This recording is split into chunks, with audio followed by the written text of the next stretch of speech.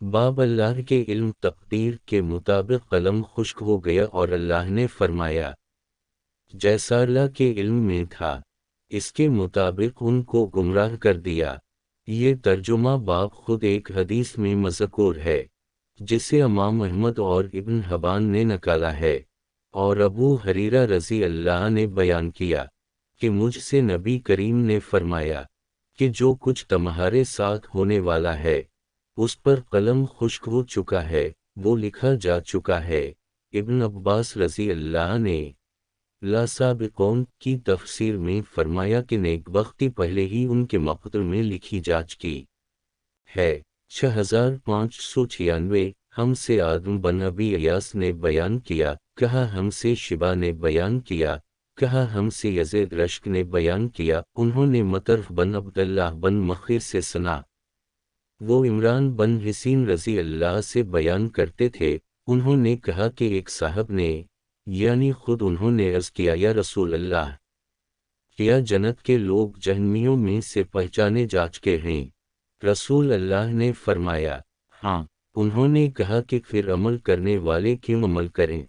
رسول اللہ نے فرمایا کہ ہر شخص وہی عمل کرتا ہے جس کے لیے وہ پیدا کیا گیا ہے یا جس کے لیے اسے سہولت دی گئی ہے۔ 6594 ہم سے ابو الولید ہشام بن عبد الملک نے بیان کیا، کہا ہم سے شبا نے بیان کیا، کہا مجھ کو سلیمان یمش نے خبر دی، کہا کہ میں نے زید بن وہب سے سنا، ان سے عبداللہ بن مسعود رضی اللہ نے بیان کیا کہ ہم کو رسول اللہ نے یہ بیان سنایا اور آپ سچوں کے سچے تھے اور آپ کی سچائی کی زبردست گواہی دی گئی۔ فرمایا کہ تم میں سے ہر شخص پہلے اپنی ماں کے پیٹ میں 40 دن تک نطفہ ہی رکھا جاتا ہے، پھر اتنی ہی مدت میں علقہ یعنی خون کی پھٹکی بستہ خون بنتا ہے، پھر اتنے ہی عرصہ میں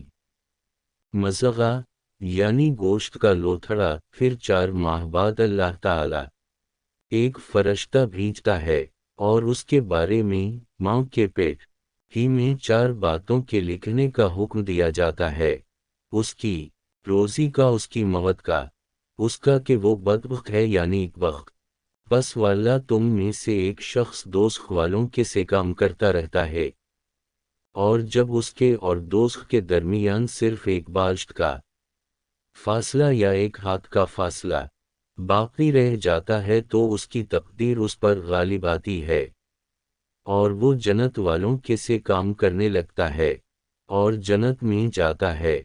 اسی طرح ایک شخص جنت والوں کے سے کام کرتا رہتا ہے اور جب اس کے اور جنت کے درمیان ایک ہاتھ کا فاصلہ باقی رہ جاتا ہے تو اس کی تقدیر اس پر غالب آتی ہے اور وہ دوزخ والوں کے کام کرنے لگتا ہے اور دوزخ میں جاتا ہے۔ امام بخاری یہ کہتے ہیں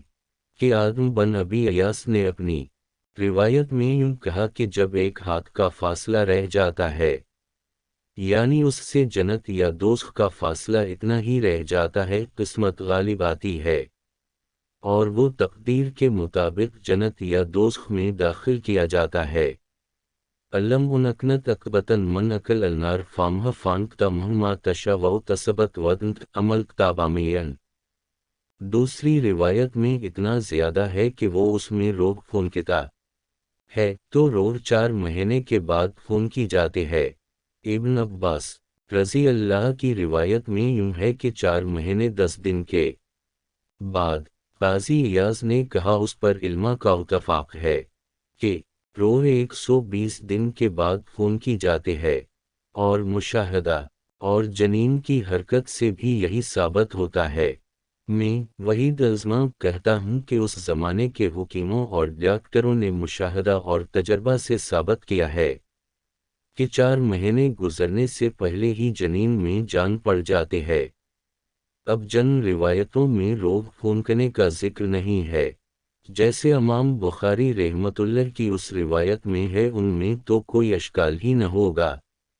لیکن جن روایتوں میں اس کا ذکر ہے تو حدیث غلط نہیں ہو سکتی۔ بلکہ حکیموں اور ڈاکٹروں کا دعوی غلط ہے، اور یہ بھی ممکن ہے کہ روح حیوانی 4 مہینے سے پہلے جنین میں پڑ جاتی ہے، لیکن حدیث میں روح سے مراد روح انسانی یعنی نفس ناطقہ ہے۔ وہ 4 مہینے 10 دن کے بعد ہی بدن سے متعلق ہوتا ہے۔